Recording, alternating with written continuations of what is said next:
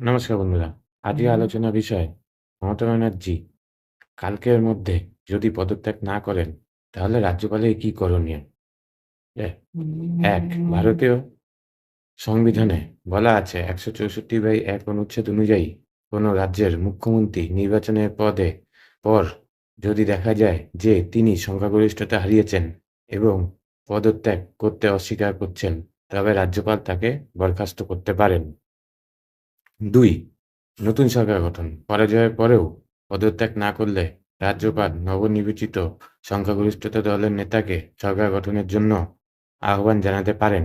নতুন মুখ্যমন্ত্রী শপথ গ্রহণ করার সাথে সাথে মমতা বন্দ্যোপাধ্যায়ের কার্যকাল আইন শেষ হয়ে যাবে। আর ৩ নম্বর ধারা হচ্ছে ফ্লোর টেস্ট। ফ্লোর টেস্ট জিনিসটা কি? রাজ্যপাল বিধানসভায় একটি জরুরি অধিবেশন ডেকে ফ্লোর টেস্টের নির্দেশ দিতে পারেন। সেখানে প্রমাণ করতে হবে যে কার সংখ্যাগরিষ্ঠতা বেশি আছে। ঠিক আছে?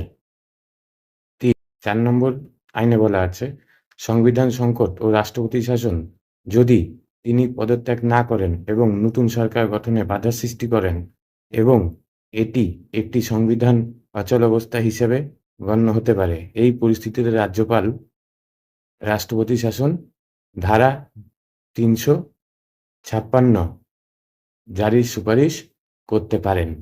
ধন্যবাদ। আমার ভিডিও ভালো লাগলে একটি লাইক, কমেন্ট ও সাবস্ক্রাইব করে আমার পাশে থাকবেন। ধন্যবাদ আমার ভিডিও দেখার জন্য।